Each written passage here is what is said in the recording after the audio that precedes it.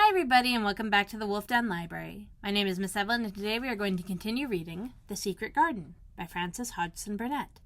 This is the Junior Classics version that was adapted by Margaret DeKeyser, illustrated by Phil Devine, and published by Bendon, Inc. I hope you enjoy it.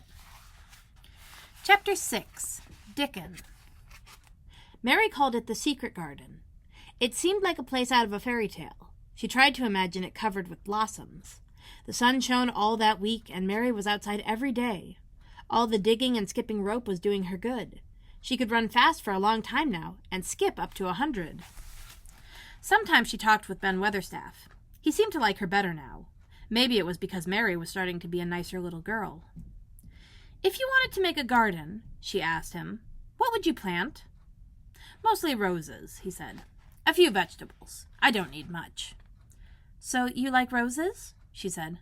"Aye, that I do. A young lady that I was gardener to had a lot of roses, and she loved them. That was 10 years ago." "Where is she now?" asked Mary. "Heaven," he answered. "At least that's what the parson says." "What happened to the roses?" Mary asked. "Why does that care so much about roses all of a sudden?" he demanded. Mary's face grew red. She was afraid to answer. She did not want Ben Weatherstaff to know her secret. "I want to play that I have a garden of my own," she said. "There's nothing for me to do and no one to play with. I want to pretend that I have a rose garden." Then she asked him as many questions as she dared. After a while, he got cross. "Now look here, don't ask so many questions," he said gruffly, and he walked away. Mary skipped to the woods near the secret garden to look for rabbits, and there she saw a boy sitting under a tree, playing on a little wooden flute. His hair was rusty brown, and his cheeks were red as poppies. Mary had never seen such blue eyes. A brown squirrel was watching him. 2 rabbits sat nearby, listening to him playing his flute. "Don't move," he said quietly when he saw Mary. "It will scare them." Mary stayed still. The boy stood up slowly, and the rabbits hopped away. "I'm Dickon," the boy said. "I know thou art Miss Mary." Mary had guessed that he was Dickon. Who else could it be, talking with the animals? "I've got the garden tools and the seeds," he said. His smile spread all over his face. He took a little package out of his coat pocket. "There's a lot of poppies. They'll grow anywhere." He turned his head. "Where's that robin that's calling us?" "Is it really calling us?" she asked. "Yes," said Dickon. "Whose is he?" "He's Ben Weatherstaff's, but he knows me a little," answered Mary. Dickon made a sound like the robin's own twitter. The robin listened and then answered. "He's thy friend, too," chuckled Dickon. "Do you think he is? Do you understand everything birds say?" asked Mary. "I think I do, and they think I do," he grinned. "Sometimes I think perhaps I'm a bird, and I don't know it. Here, I'll plant the seeds for thee myself. Where is thy garden?" Mary thought about it for a minute. She wasn't sure if she could share her secret with Dickon. "Can you keep a secret?" she finally asked him. Dickon answered, "I keep secrets about foxes' cubs and birds' nests all the time. If I didn't, all the boys in town would bother them. I can keep secrets." "I've stolen a garden," she said very fast. "It isn't mine. Nobody wants it and nobody cares for it. They're letting it die. I found the garden and got into it myself. They have no right to take it away from me." She felt contrary again and very stubborn. Mary led him to the door, pushed it slowly open, and they walked in together. "It's a secret garden," she said. Dickon looked around in wonder and whispered, "What a strange and beautiful place.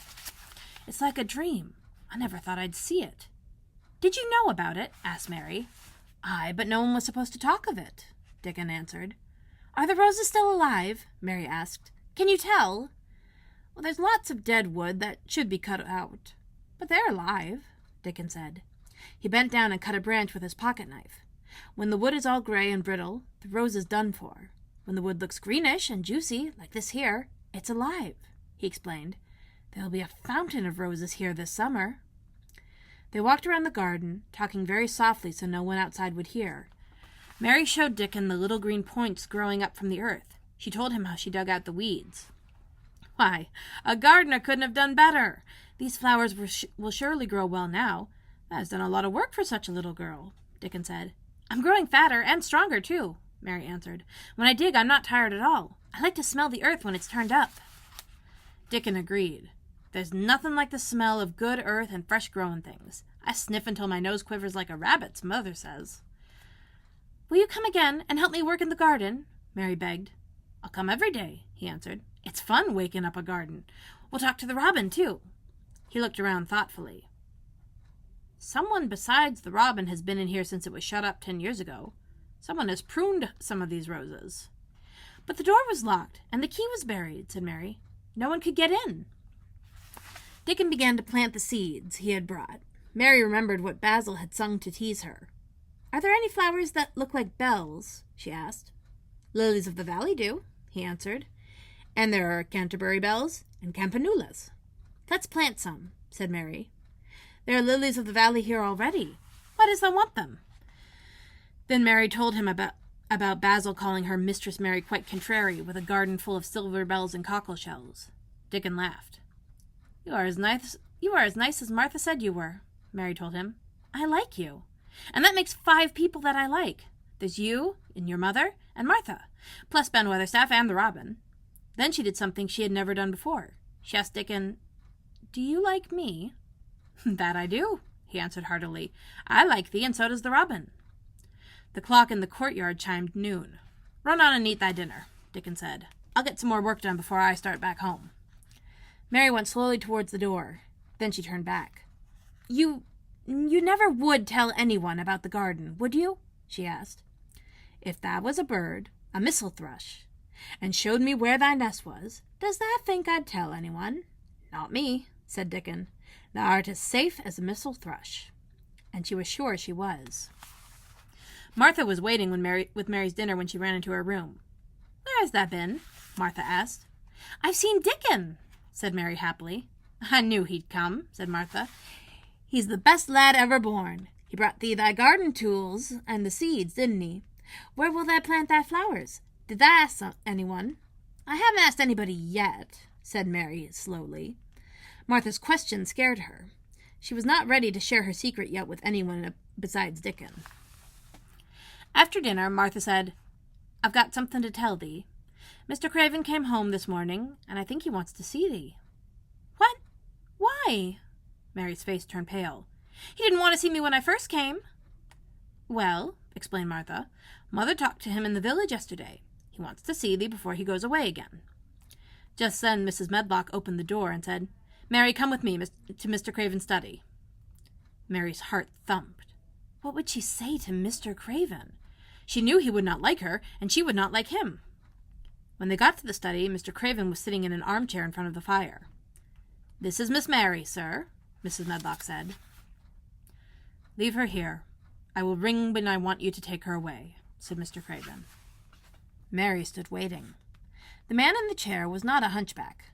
His shoulders were high and rather crooked, but there was no hunch. He would have been handsome if he weren't so sad.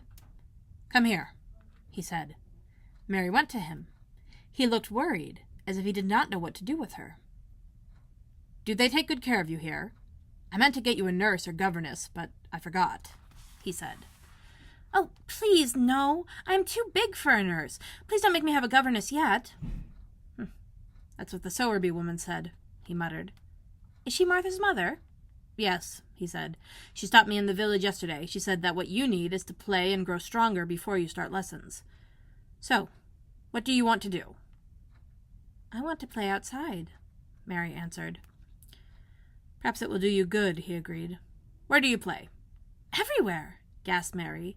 She was afraid he might guess her secret, that he would lock the door to the garden again. Martha's mother sent me a skipping rope. I skip and I run. I don't do any harm, she said very quickly. Don't look so frightened, he said. You could not do any harm. You may do what you like. I sent for you today because Mrs. Sowerby said I should. I was surprised that she was bold enough to come up to me, but she said her daughter had talked about you, and she also said that Mrs. Craven had been kind to her. It was hard for him to say his dead wife's name. Is there anything you want? Do you want toys, books, dolls? Might I, whispered Mary, have a bit of earth? Earth? He repeated. What do you mean? To plant seeds in, Mary answered. A bit of earth, he said again. You can have as much earth as you want. You remind me of someone who loved things that grow. There, I must go now. I am tired. Goodbye. I will be gone all summer. He rang the bell, and Mrs. Medlock took Mary back to her room. Martha was waiting for her. I can have my garden, Mary told her. He is really a nice man, but his face is so sad. Mary ran out to the garden. Dickon was not there. He's gone, she said. Oh, was he only a wood fairy? Something on the rose bush caught her eye. It was a piece of paper stuck onto a thorn. Dickon had left it there. There was a picture of a nest with a missel thrush sitting on it. There were roughly printed words on it, too. It said, I will come back. That's all we're going to read for today. I hope you enjoyed it, and we will read another chapter next week. Goodbye.